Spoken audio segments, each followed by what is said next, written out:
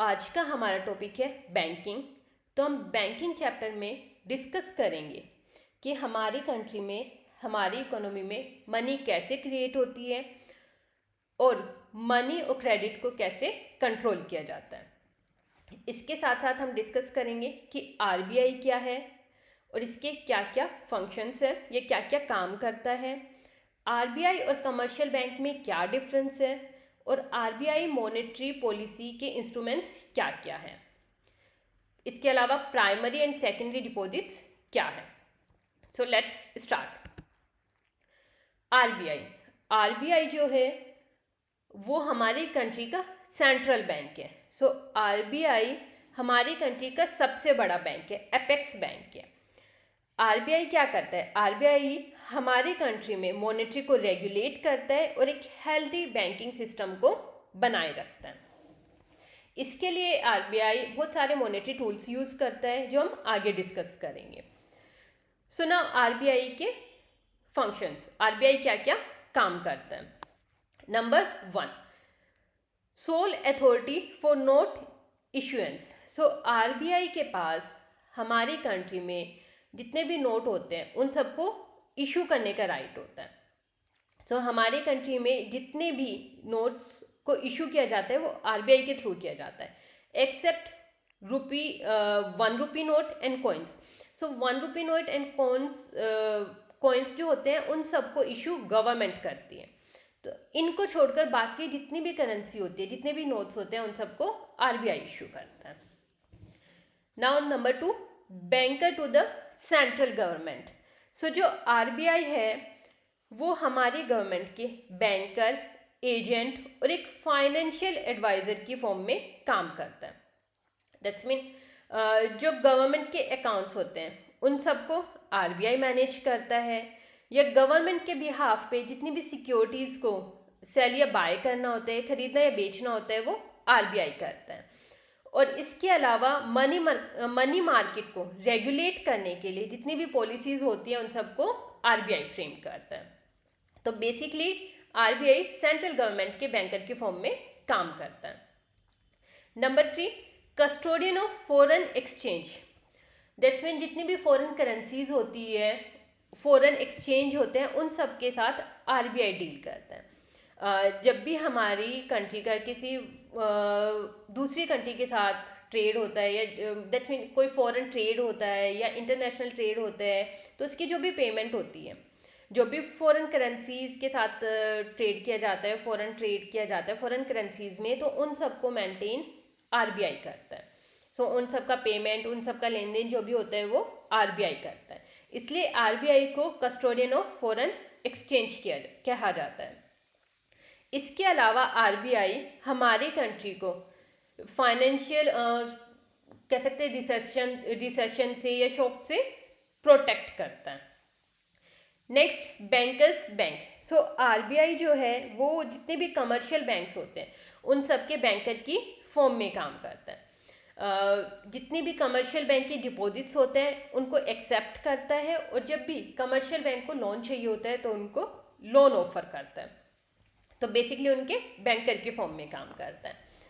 Next, lender of last resort.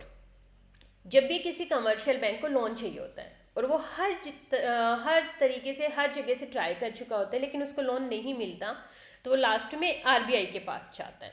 तो RBI जब commercial bank को लोन प्रोवाइड कर रहा था है उस टाइम पे, तो उसको बोलते हैं lender of last resort. So RBI जब भी किसी कमर्शियल बैंक को लोन प्रोवाइड कराता है तो उसके बदले में कमर्शियल बैंक्स को अपनी कुछ सिक्योरिटीज़ या अपने कुछ बॉन्ड्स गवर्नमेंट के आरबीआई के पास डिपॉजिट कराने होते हैं with and rate of interest. So तब आरबीआई कमर्शियल बैंक को लोन प्रोवाइड कराता है। Now internal clearing house. So what is internal clearing house? Okay, let's take an example. RBI के पास दो कमर्शियल बैंक है, bank A and bank B. इन दोनों के अकाउंट आरबीआई में है और इन दोनों को बैंक को आपस में कुछ पेमेंट सेटलमेंट करना है। सो बैंक ए के अकाउंट में 1000 रुपीज़ है एंड बैंक बी के अकाउंट में 800 रुपीज़ है, एंड बैंक ए को बैंक बी को 200 रुपीज़ देने हैं। तो आरबीआई क्या करता है, इंटरनली बैंक ए के अकाउंट से 200 रुपीज़ निकाल के बैंक बी के अकाउंट में डिपॉजिट करा देता है, तो इंटरनली पेमेंट को सेटल कर देता है। इसलिए आरबीआई को इंटरनल क्लियरिंग हाउस भी बोलते हैं। तो इससे क्या होता है, जितना भी कैश ट्रांजेक्शन्स होता है वो कम हो जाता है और हमारी कॉस्ट सेव होती है। Now controller of credit. So RBI जो है वो कंट्रोलर ऑफ क्रेडिट भी कहलाता है। दैट्स मीन आरबीआई को कंट्रोलर ऑफ क्रेडिट भी कहते हैं। वो इसलिए क्योंकि जो आरबीआई है वो क्रेडिट एंड मनी को कंट्रोल करता है। उसके लिए आरबीआई बहुत सारे मॉनेटरी टूल्स यूज़ करता है। That's mean repo rate, NCRR, bank rate. तो इनके थ्रू आरबीआई जितने भी मनी होती है या क्रेडिट होता है उन सबको कंट्रोल करके रखता है, जिससे कि इन्फ्लेशन या डिफ्लेशन की प्रॉब्लम ना हो। सो ये सारे जो काम होते हैं वो आरबीआई के होते हैं। Now difference between central bank and commercial bank. तो हमें ये तो पता है कि सेंट्रल बैंक क्या है। सेंट्रल बैंक जो है वो हमारी कंट्री का सबसे बड़ा बैंक है, जो कि आरबीआई है, और इसका जो मेन काम होता है वो हमारी कंट्री में इकोनॉमिक स्टेबिलिटी को बनाए रखना होता है। Now commercial bank. सो कमर्शियल बैंक क्या होते हैं? कमर्शियल बैंक फाइनेंशियल इंस्टीट्यूशन होते हैं जो पब्लिक से डिपॉजिट को एक्सेप्ट करते हैं और उनको लोन ऑफर करते हैं। सो दैट्स मीन जब भी पब्लिक को लोन चाहिए होता है या अपने डिपॉजिट्स को अपने अमाउंट को, अपनी सेविंग्स को डिपॉजिट कराना होता है तो वो कमर्शियल बैंक के पास जाते हैं। सो नाउ डिफरेंस, इन दोनों में डिफरेंस क्या है? सो जो सेंट्रल बैंक है वो एपेक्स बैंक है हमारी कंट्री का, और हमारी कंट्री में सिर्फ एक ही बैंक है, सेंट्रल बैंक आरबीआई। जो कमर्शियल बैंक है हमारी कंट्री में बहुत सारे कमर्शियल बैंक्स हैं, और बेसिकली ये फाइनेंशियल इंस्टीट्यूशंस होते हैं। सो जैसे एसबीआई, एचडीएफसी, एक्सिस बैंक, सो ये सारे कमर्शियल बैंक्स हैं। सेंट्रल बैंक का जो मेन ऑब्जेक्टिव होता है वो इकोनॉमिक स्टेबिलिटी और मनी सप्लाई को कंट्रोल करना होता है। इसका आरबीआई का मेन ऑब्जेक्टिव प्रॉफिट अर्न करना नहीं होता है, जबकि कमर्शियल बैंक का मेन ऑब्जेक्टिव प्रॉफिट अर्न करना होता है। तो ये अपने बैंकिंग ऑपरेशंस के थ्रू प्रॉफिट अर्न करना चाहता है मैक्सिमम। जो सेंट्रल बैंक है, central bank of India government और कमर्शियल बैंक्स के साथ डील करता है, जबकि कमर्शियल बैंक पब्लिक के साथ डील करता है। पब्लिक से उनकी सेविंग्स लेता है, उनको लोन ऑफर करता है। और जो आरबीआई होता है वो गवर्नमेंट और कमर्शियल बैंक के साथ डील करता है। दैट्स मीन कमर्शियल बैंक को जब भी लोन चाहिए होता है तो आरबीआई के पास जाते हैं।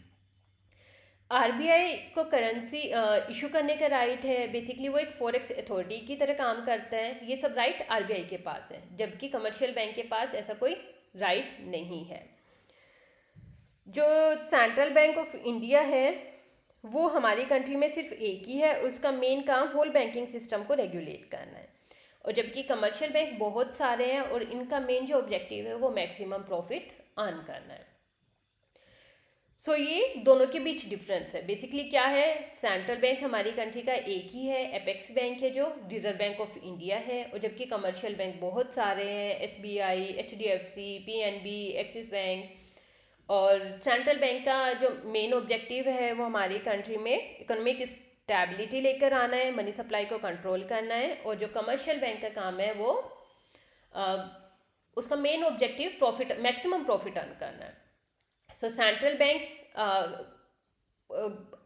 कमर्शियल बैंक्स और गवर्नमेंट के साथ डील करता है, और जबकि कमर्शियल बैंक डायरेक्टली पब्लिक के साथ डील करता है। So now next, RBI monetary policy tools, कि आरबीआई के मॉनेटरी टूल्स क्या क्या हैं और वो उनके थ्रू कैसे हमारी कंट्री में मनी एंड क्रेडिट को कंट्रोल करके रखता है। Now number 1 is we start from repo rate. So what is repo rate? जब भी किसी कमर्शियल बैंक को शॉर्ट टर्म के लिए लोन चाहिए होता है तो वो कमर्शियल बैंक आरबीआई के पास जाता है, और आरबीआई जब कमर्शियल बैंक को शॉर्ट टर्म के लिए जिस रेट ऑफ इंटरेस्ट पर लोन ऑफर करता है तो उसको बोलते हैं रेपो रेट। और जो ये शॉर्ट टर्म होता है ये बेसिकली 0 to 90 डेज का होता है। रेपो रेट को हम रीपर्चेज रेट भी कहते हैं। वो इसलिए क्योंकि जब भी कोई कमर्शियल बैंक लोन लेता है आरबीआई से तो वो उसके एक्सचेंज में कुछ अपने सिक्योरिटीज़ या गवर्नमेंट बॉन्ड आरबीआई के पास डिपॉजिट कराता है, और जब भी कमर्शियल बैंक चाहे उन अपनी सिक्योरिटीज़ या अपने बॉन्ड्स को वापस परचेज भी कर सकते हैं, इसलिए इसको रीपरचेज रेट कहते हैं। सो जो करंटली रेपो रेट है वो 5.25% है according to late 2025 and early 2026। Now bank rate. तो बैंक रेट क्या होता है? जब भी किसी कमर्शियल बैंक को लॉन्ग टर्म के लिए आरबीआई से लोन चाहिए होता है, तो आरबीआई जब कमर्शियल बैंक को जिस रेट ऑफ इंटरेस्ट पर लॉन्ग टर्म के लिए लोन ऑफर करता है तो उसको बोलते हैं बैंक रेट। सो जो बैंक रेट है वो करंटली 5.50% है। Now reverse repo rate. सो रिवर्स रेपो रेट क्या होता है? जब भी किसी आरबीआई को लोन चाहिए होता है तो वो जाते हैं कमर्शियल बैंक के पास। सो जब कमर्शियल बैंक जिस रेट ऑफ इंटरेस्ट पर आरबीआई को लोन ऑफर करता है तो उसको बोलते हैं रिवर्स रेपो रेट, या हम इसको बेसिकली ऐसे भी कह सकते हैं, बेसिकली शॉर्ट पीरियड के लिए होता है। तो जब भी रिजर्व बैंक ऑफ इंडिया को मनी बोरो करनी होती है कमर्शियल बैंक से शॉर्ट टर्म के लिए, शॉर्ट पीरियड के लिए, तो कमर्शियल बैंक जिस रेट ऑफ इंटरेस्ट पर आरबीआई को वो मनी ऑफर कराता है तो उसको बोलते हैं रिवर्स रेपो रेट। या जब भी किसी कमर्शियल बैंक को अपनी एक्स्ट्रा मनी आरबीआई के पास डिपॉजिट करानी होती है तो उसको बोलते हैं रिवर्स रेपो रेट। और कमर्शियल बैंक ही अपनी एक्स्ट्रा मनी आरबीआई के पास इसलिए डिपॉजिट कराते हैं कि जिससे कि उनको मैक्सिमम इंटरेस्ट मिल सके, वो ज़्यादा से ज़्यादा इंटरेस्ट अर्न कर सके और ज़्यादा से ज़्यादा प्रॉफिट ले सके। सो करंटली जो रिवर्स रेपो रेट है वो 3.35% है और रिवर्स रेपो रेट को हम रिवर्स रिपर्चेज रेट भी कहते हैं। Now market, open market operations. So open market operations क्या होते हैं? जब भी आरबीआई गवर्नमेंट सिक्योरिटीज़ को ओपन मार्केट में या तो बाय करता है या सेल करता है तो उसको बोलते हैं हम ओपन मार्केट ऑपरेशंस। और ये आरबीआई बेसिकली इसलिए करता है जिससे कि मनी सप्लाई और क्रेडिट को कंट्रोल किया जा सके, जिसके थ्रू इकोनॉमी में लिक्विडिटी को कंट्रोल किया जा सके। Now CRR. तो सीआरआर क्या होता है? सीआरआर को हम कैश रिजर्व रेशियो भी कहते हैं।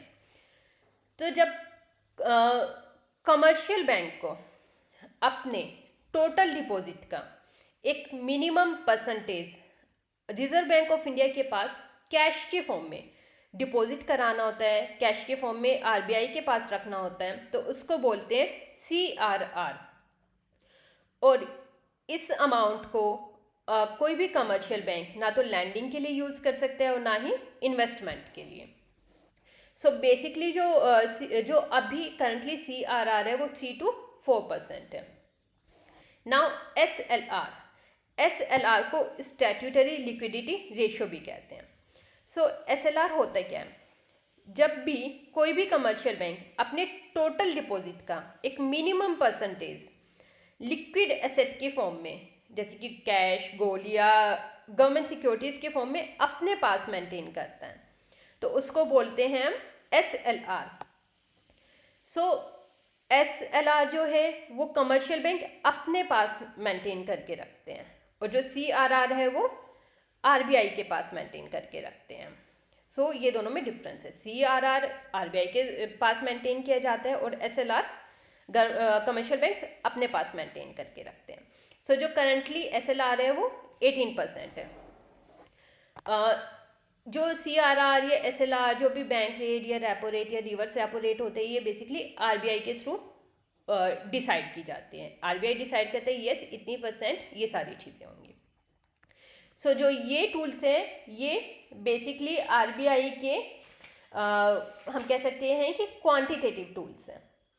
सो ये टूल्स क्वांटिटेटिव टूल्स हैं। Now qualitative tools. आरबीआई के क्या क्या क्वालिटेटिव टूल्स हैं? Number 1, margin requirement. Margin requirement क्या होता है? जब भी पब्लिक को लोन चाहिए होता है तो पब्लिक जाती है कमर्शियल बैंक के पास। कमर्शियल बैंक बोलते हैं कि ठीक है भाई, मैं आपको लोन तो प्रोवाइड करा दूंगा, लोन तो ऑफर करूंगा, बट उसके एक्सचेंज में आपको अपना कोई भी एसेट या कोई भी सिक्योरिटी मेरे पास रखनी होगी। तो ठीक है, मतलब कमर्शियल बैंक हमें लोन ऑफर करता है और उसके बदले में हम अपनी कोई भी सिक्योरिटी उसके पास रख देते हैं. Okay, let's take an example. Suppose करो हम अपना कोई भी एसेट, अपना हाउस कमर्शियल बैंक के पास रख देते हैं लोन लेने के लिए, और हमारे एसेट की वैल्यू अप्रोक्स 50 लाख है. अब कमर्शियल बैंक क्या करते हैं कि हमें 50 लाख का लोन ना देके 40 to 45 लाख का लोन ऑफर करते हैं. वो कहते हैं कि आपके एसेट की जो भी मार्केट वैल्यू है हम उतना लोन ऑफर नहीं करेंगे, बल्कि हम उसका कुछ परसेंट अपने पास मेंटेन करके रखेंगे और रेस्ट ऑफ द अमाउंट हम आपको लोन ऑफर करेंगे. दैट्स मीन 50 लाख की अगर आपके एसेट की वैल्यू है तो हम 5 to 10% अपने पास 5 to 10 लाख अपने पास रखेंगे और 40 या 45 लाख आपको ऑफर करेंगे. तो जो ये गैप होता है मार्केट वैल्यू और एक्चुअल लोन अमाउंट सैंक्शन के बीच में जो गैप होता है उसका बोलते हैं मार्जिन रिक्वायरमेंट. और बेसिकली जो ये मार्जिन होता है ये सेंट्रल बैंक के थ्रू फिक्स्ड होता है, जिससे कि क्रेडिट को कंट्रोल किया जा सके, इकोनॉमी में लिक्विडिटी को बेसिकली कंट्रोल किया जा सके. Next, rationing of credit. So rationing of credit क्या होता है? बेसिकली एक मेथड होता है जिसमें सेंट्रल बैंक कमर्शियल बैंक को बोलते हैं कि आप इतने कुछ सेक्टर्स में इतना ही अमाउंट का लोन दे सकते हो. दैट्स मीन ये एक लिमिट कर देते हैं कि आप इन सेक्टर्स में इतना ही लोन अप्रूव कर सकते हो, आप इससे ज़्यादा लोन अप्रूव नहीं कर सकते हो. सो बेसिकली एक maximum limit of credit fix कर देते हैं कि आप इससे ज़्यादा लोन दे ही नहीं सकते और इन सेक्टर्स में. सो आरबीआई बेसिकली इसलिए करता है जिससे कि इन्फ्लेशन को कंट्रोल किया जा सके और क्रेडिट को मिसयूज ना किया जा सके. Now moral suasion. Moral suasion क्या होता है? सो मोरल सुएशन में जो आरबीआई होता है वो कमर्शियल बैंक से या तो उनको एडवाइस करता है या उनसे रिक्वेस्ट करता है. इसमें आरबीआई कोई भी लीगल एक्शन नहीं लेता, बल्कि वो कमर्शियल बैंक से रिक्वेस्ट करता है या उनको एडवाइस करता है कि आप इन सेक्टर्स में क्या आप कुछ सर्टेन सेक्टर्स में लोन को प्रोवाइड कराओ, इजीली प्रोवाइड कराओ. जैसे कि एजुकेशन सेक्टर में, हेल्थ केयर सेक्टर में, कि आप ज़्यादा से ज़्यादा इन सेक्टर्स में लोन को प्रोवाइड कराओ, जिससे कि एजुकेशन में सुधार हो सके, मैक्सिमम लोगों को एजुकेशन मिल सके, उनके हेल्थ केयर में सुधार हो सके. सो इसलिए government RBI in commercial banks को इन सेक्टर्स में लोन देने के लिए एनकरेज करता है. सो ये जो 3 टूल्स है ये होते हैं qualitative tools. Maintaining financial discipline. So जो आरबीआई होता है ये इन सब टूल्स को बेसिकली फाइनेंशियल डिसिप्लिन को बनाए रखने के लिए भी करता है, जिससे कि राइट सेक्टर में राइट टाइम पे इजीली लोन को दिया जा सके. सो अब हम ये देख लेते हैं बेसिकली ये सारे टूल्स क्या हैं आरबीआई के. और जैसे कि जो क्वांटिटेटिव टूल्स है वो बैंक रेट है, रेपो रेट है, सीआरआर है, एसएलआर है, ओपन मार्केट ऑपरेशंस है. और जो क्वालिटेटिव कंट्रोल टूल्स हैं वो है क्रेडिट रैशनिंग, मोरल सुएशन और मार्जिन रिक्वायरमेंट्स. सो इन सब टूल्स को यूज़ करके आरबीआई हमारी कंट्री में, हमारी इकोनॉमी में मनी एंड क्रेडिट को कंट्रोल करता है. Now primary and secondary deposits, कि प्राइमरी एंड सेकेंडरी डिपॉजिट्स क्या है और इनमें डिफरेंस क्या है. So now primary deposits. So primary deposits क्या होते हैं? जब भी पब्लिक को अपनी मनी को, अपनी सेविंग्स को डिपॉजिट कराना होता है तो वो जाते हैं कमर्शियल बैंक के पास. सो जब कमर्शियल बैंक लोगों की सेविंग्स को अपने पास डिपॉजिट करते हैं तो उनको बोलते हैं प्राइमरी डिपॉजिट्स. इसमें मतलब पब्लिक की जितनी भी जो भी सेविंग्स होती है वो सेविंग्स करंट या फिक्स्ड अकाउंट में डिपॉजिट की जाती है. Now secondary deposits. Secondary deposits क्या होता है? जब भी पब्लिक को लोन चाहिए होता है तो कमर्शियल बैंक पब्लिक को लोन ऑफर करते हैं, बट वो लोन उनको कैश की फॉर्म में ना देके उनके अकाउंट में क्रेडिट किया जाता है. ये डायरेक्टली पब्लिक को कैश की फॉर्म में नहीं दिया जाता, बल्कि उनके अकाउंट में, बोरोअर्स के अकाउंट में क्रेडिट किया जाता है. तो उसको बोलते हैं सेकेंडरी डिपॉजिट्स. सो बेसिकली जो प्राइमरी डिपॉजिट्स होते हैं वो पब्लिक के थ्रू बनाए जाते हैं, क्योंकि पब्लिक ही उनको क्रिएट करती है, पब्लिक ही कमर्शियल बैंक में अपनी सेविंग्स को डिपॉजिट कराती हैं। और जो सेकेंडरी डिपॉजिट्स होते हैं वो बैंक के थ्रू क्रिएट किए जाते हैं, क्योंकि बैंक ही लोन को बोरोअर्स के अकाउंट में क्रेडिट करता है। प्राइमरी डिपॉजिट्स को हम इनिशियल डिपॉजिट्स भी कहते हैं, क्योंकि इसमें इनिशियल स्टेज पे पब्लिक की सेविंग्स डिपॉजिट होती है। और सेकेंडरी डिपॉजिट्स को हम क्रेडिट डिपॉजिट्स कहते हैं, क्योंकि इसमें लोन के थ्रू क्रेडिट जाता है, अमाउंट जाता है। प्राइमरी डिपॉजिट्स को बेसिकली क्रेडिट क्रिएशन किया जाता है, क्योंकि इसमें सेविंग्स बैंक के पास डिपॉजिट होती हैं। और जबकि सेकेंडरी डिपॉजिट्स को क्रेडिट क्रिएशन किया जाता है, क्योंकि इसमें कमर्शियल बैंक लोन ऑफर करते हैं, और जब लोन लोगों के पास जाएगा तो उनके पास मनी बेसिकली मनी आ जाएगी, और वो ज़्यादा से ज़्यादा उसको मार्केट में लेकर आ सकेंगे। प्राइमरी डिपॉजिट्स मनी सप्लाई को इंक्रीज़ नहीं करता, जबकि सेकेंडरी डिपॉजिट्स मनी सप्लाई को इंक्रीज़ करता है, जैसे कि लोन के फॉर्म में। सो प्राइमरी डिपॉजिट्स में जो हम इंक्लूड करते हैं वो सेविंग्स होते हैं, करंट अकाउंट्स होते हैं या फिक्स्ड डिपॉजिट्स होते हैं। और जो सेकेंडरी डिपॉजिट्स होता है वो बेसिकली लोन अमाउंट की फॉर्म में अकाउंटेंट के अकाउंट्स में क्रेडिट होता है। So basically primary deposits real savings होती हैं, एंड सेकेंडरी डिपॉजिट्स जो होता है वो क्रिएटेड मनी होता है।